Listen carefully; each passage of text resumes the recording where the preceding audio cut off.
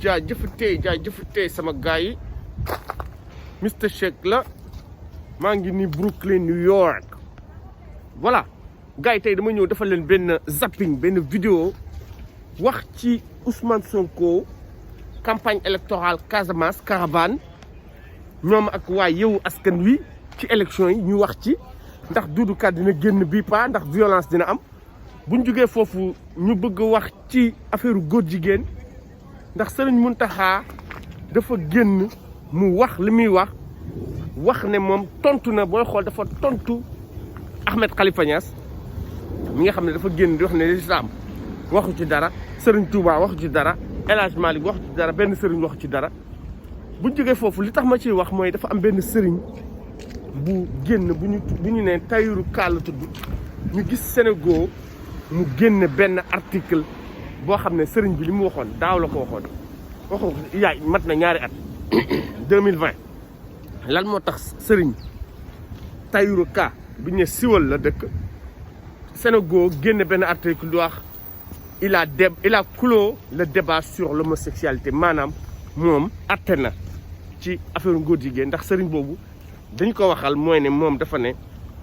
am na yu gën a garaaw góor jigéen fii Sénégal te waxuñu ko bëgg nañu wax aussi ci nañu wax ci élection yi ba pare balaa ñuy doog wax ci góor jigéen parce que tamit dinaa laalaay actualité wax ci passeport diplomatique yi ndax dañoo gis ne député Mamadou Sall defagul sax weer ci kaso bi mu bindoon demande de liberté provisoire pour ñu bàyyi ko mu génn loolu vraiment dafa jaaxal nit ñi voilà léegi nañu wax ci Sonko élection yi tey la campagne bi doog a commencé maanaam tey la ñoom Ousmane Sonko ak ñoom Macky Sall dem ci gox yi ak goxaat yi ngir wax nit ñi ñu wotal leen lan moo tax ñu commencé ko Casamance parce que waa Yewwi Askan bi dañoo bëgg delloo njukkal Ousmane Sonko ngir wane na ko yow yaay suñu njiit yow yaay suñu chef Casamance am nañ fi yaakaar yow yaa tax ñu dajale 245 millions n'oubliez pas qu'Ousmane Sonko n'est-ce pas avec l'aide de Pastef et de la diaspora a réussi à amasser la somme colossale de 245 millions de francs CFA n'est-ce pas léegi li ñu jaaxal mooy ñaari yoon yi Ousmane Sonko dem Casamance gisuñu benn yoon ñu cokkaas ko gisuñu Doudou Ka yéen a ngi fàttaliku Doudou Ka moom moo mel na woon ku saraxe boppam moo mel na woon ku jëfru jàpp Ousmane Sonko songu ko ñaari yoon bi njëkk ba Ousmane Sonko dafa amoon ni mu doon réuniral Doudou Ka yónni ay xale ne leen fii sama gox la Ousmane Sonko waruloo ñëw sama gox après bu nekk fi di wax Ousmane Sonko sama mbokk la ak dugg na fii génn fii waaw sa mbokk nan nga koy dàqee sa koñ ñu gis fa ay xale yu ñu fa gaañ yu metti ba kenn mënoon na fa rat Ousmane Sonko ci la génn mu ne Alpha Omar bu fi ñëwaatee Doudou Ka bu fi yónnaatee ay xale dañ leen di daggate ba mu waxee dañ leen di daggate nag ñu bëri naan Ousmane Sonko commencé waat na waxu xeex waxu violence mortel combat waaw yemuñu fa Ousmane Sonko ñëwaat Ziguinchor war a ñibbi Doudou Ka taseeg moom aéroport encore yónni ay xale waaye bii pa moom xale yi dañ leen a sonnal ndax ñoom Ousmane Sonko dañoo pare woon ñu sànnante fa ay xeer ñu sonnal leen ba ñu mujj daw ci la Doudou Ka def caravane mais boobu ba léegi Doudou Ka gisatuñ ko dafa mel ne Macky Sall dafa ne ko sawaay toogal sa place bul ma yàqal sama nguur élection yi de façon dama koy sàcc boo fi indee xeex nag danga may yàqal moo tax Doudou Ka déggatuñ ko d'ailleurs Aliou Sall génn na benn communiqué bind na démb barki démb mu ne ñoom duñu cokkaas kenn duñu xeex ak kenn xam nga élection jàmm la ñu bëgg Aliou Sall mi nga xam ne géejuwaay xam na ne da koy ñàkk mi nga xam ne bu jaaree yoon rek Ahmed Aïdara da koy gagné géejuwaay Aliou Sall est sorti pour dire qu'ils ne vont pas être les premiers à attaquer qui que ce soit la caravane de qui que ce soit il ferait très attention avec leur caravane, de ne pas verser dans la provocation. Et que même s'ils étaient provoqués, ils n'allaient pas répondre à la violence, à la provocation. Aliou Sall lan moo tax mu génn mu ne ñoom Benno Bokk Yaakaar du ñu song kenn du ñu tooñ kenn te ku leen tooñ sax du ñu xeex yow parce que ñoom dañoo ragal. parce que li leen daloon le 8 mars première vague xale yi génn ci fay leen Macky Sall ndara ñàkk nguuram moo tax fi mu nekk lépp lu ñuy wax rek dañuy wax non violence ku xamul non violence mooy naal bugguñu ay bugguñu fitna waaye xam nañ ne fitna fu mu amee ñoom ñoo koy indi. lan moo tax nag Aliou Sall ne buggul fitna man li tax ma wax loolu mooy ne Macky Sall ak Aliou Sall sàcc nañu élection yi ba pare bu leen leeroon ne dañ leen di gagné Macky Sall ni muy def Fouta lay def yónni nervi yi ñu jàpp waa Fouta Tampi dóor leen dóor yu metti képp ku sol yëre bu xonq gis nga Saint-Louis kooku yoroon yëre bu xonq ñu fekk ko ci biir këram duma ko sàcc ay téléphone ñoom yooyu lañ fi nekkee. léegi nag bu fekkee nag dañuy woote jàmm man li tax ma ne dañuy woote jàmm mooy ne ñoom dañoo sàcc élection yi ba pare te man sax gëm naa ne jàmm mënul am ci élection yi surtout nag bés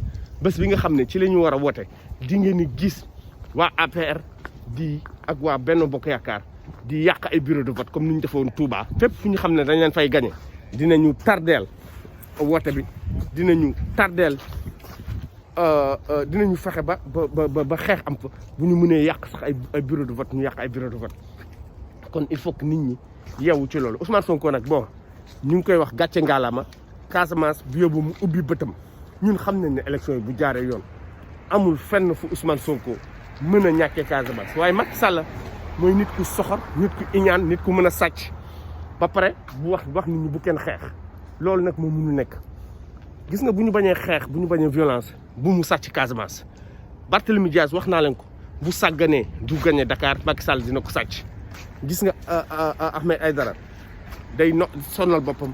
bu sàgganee dinañ ko sàcc ndax fichier bi ñu doon wax ba léegi gis ñu ko waaye yow askan bi lan la ñu xam ñun lu ñu xamul lan la ñu xam lu ñu xamul en tout cas ñoom wóolu nañ seen bopp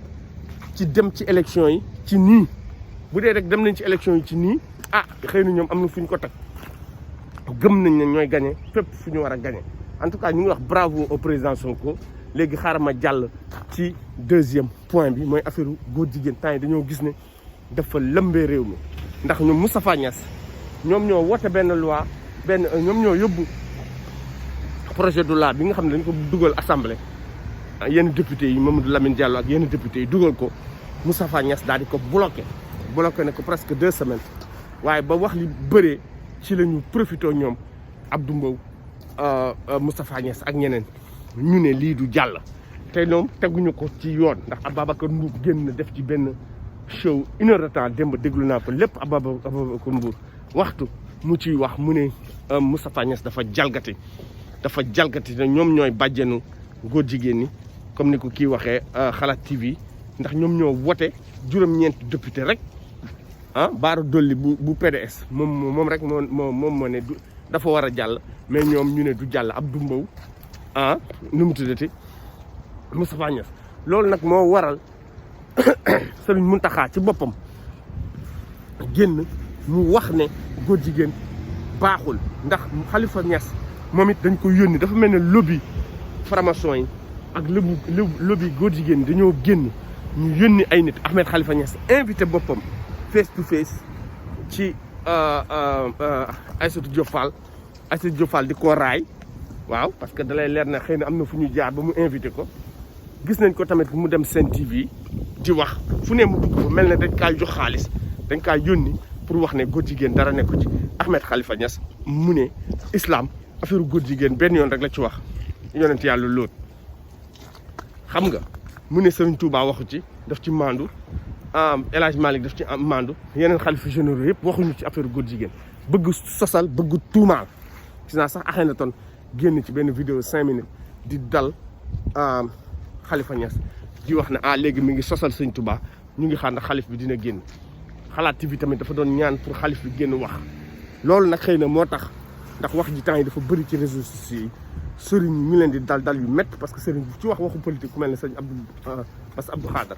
ba mu ne bu leen topp politiciens yi gis ngeen coow bi ni mu ne kur affaire góor jigéen yi tamit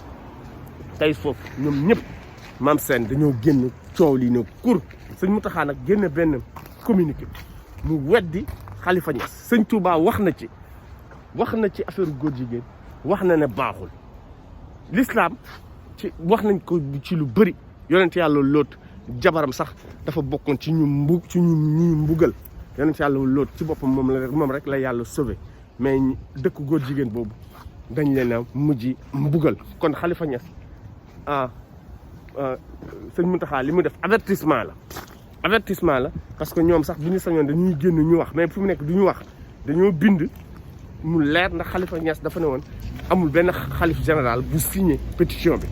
sëñ Mountakha nag moo bind ñu signé si suuf mu wax ne lépp képp kuy faral góor jigéen ñi ñoom ñu ngi dal sa kaw ànduñoo ak yow te lépp loo xam ne ce sont des démarches légales pour bannir cet acte odieux ñoom noonu lañ ko tuddee acte odieux démarche légale mooy lépp luy loi lépp loo xam ne assemblée comme ni ñoom sàmm jikko yi bëgg a def dugal ko assemblée loolu ñoom ànd nañ ci tey ànd nañ ci suba loolu la Sëñ Mountakha wax comprendre nga kon message la pour Moustapha Niass mi nga xam ne gis nañ Bara Dolly mi nga xam ne temps yëpp dafa jàpp Ousmane Sonko di ko attaqué ci lu nekk naan Ousmane Sonko pétition bi dafay yee fitna di wax ne Ousmane Sonko xaalis bi mu bëgg indi xaalisu boppam pour Casamance loolu dafa bëgg beddeeku loolu day yàq Sénégal kooku tey moo génnaat muy défendre Khalifa Niass Moustapha Niass Bara Dolly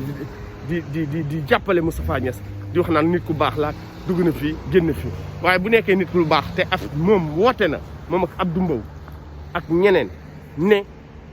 li nit ñi bëgg ñoom duñ ko def kon Bara Dolly moom mi nga xam ne sëriñ la te moom ci boppam Pape Diop bi nga xam ne moom bokk gis lan la wax moom tamit moom it génn na mu ne loolu du mën a jàll affaire góor jigéen du mën a jàll ndax Sénégal du état islamique maanaam du dëkk boo xam ne l'islam moo ko jiite c'est un pays laïque xam nga kon Bara Dolly balaa ngay défendre Moustapha Niass jéemal wax ci sa patron moom mi nga xam ne nee na Sénégal du état islamique loolu du fi mën a am comprendre voilà gars yi loolu mooy wax ji mais Khalifa Niass yamul foofu ndax moom buy génn day sosal nit ñi parce que moom nee na ci boppam am na fi benn xalif général boo xam ne bokk na ci juróomi xalif général yu ëpp doole benn jarbaatam ni mu waxee jarbaat bi góor jigéen la woon ba mu deewee gars yi ne kenn du ko suul ci armeel yi xalif gi moo génn mu ne nañ ko suul ndax kooku bàyyi woon na tuuboon na affaire góor jigéen bu dee ni mu waxee daal affaire góor jigéen tuuboon na ko Khalifa Niass moo wax loolu Khalifa Niass lan la waxati mu ne ànd sàmm jikko yi ñoom seen bopp am na ci ñoo xam ne amuñu jabar wala seen jabar mooy loolu kon moom mi ngi bëgg joxoñ baaraamu tuuma di wax ne ànd sàmm jikko yi am na ci ñoo xam ne ay góor jigéen la voilà gars yi zapping bi laa leen doon defal tey nañu wax ci jeexal ci député bi nga xam ne bi Mamadou Sall bañ ko tëjeeg léegi matu sax weer mu bind ngir ñu bàyyi ko nee na dafa feebar mais ñun ban Sénégal lañ nekk ba muy bind naan dafa feebar leen rek a tax bàyyiwuñ ko procureur bi dafa ne buñ ko bàyyi dafay am trouble à l'ordre public maanaam nit ñi dinañu génnaat dinañu fépp pour wax ne ku ma am ndey ku ma amul ndey ndax député Biaye mi ngi nii moom kenn jàpp mi ngi ci badaxal madame parce que xaritu Macky Sall la lu tax ñu jàpp Mamadou Sall bàyyi Biaye Boubacar Biaye te ñu jàppoon kilifa ñetti weer lii mooy Macky Sall dëkk la boo xam ne saa yu yeewoo rek dégg scandale bu bees scandale bu ñu dégg démb mooy 10 milliards yi nga xam ne dañ ne woon dañuy jënd xale yi pour yëre yi ñuy sol bu ñuy jàng tenue scolaire ay directeur école ñoo génn ñu ne ñoom ñeenti weer a ngi nii ba ñu tijjee école ba léegi gisuñu dërëm gisuñu benn tenue bu ñu leen jox beneen deal boo xam ne 10 milliards yi Macky Sall ak ay ñooñam sàccati nañ ko lii mooy Sénégal ñu wax ay affaire Coupe d'Afrique di ñu wax ay affaire football ma dégg footballaat di wax ay bitu Algérie bi biti jàkkaarloo ñun talluñu football talluñu Coupe d'Afrique gars yi like leen partage abonné leen démb defuma live tey mën naa ma def live 7 heures heure Sénégal vive le président Sonko vive le Sénégal vive yow askan wi merci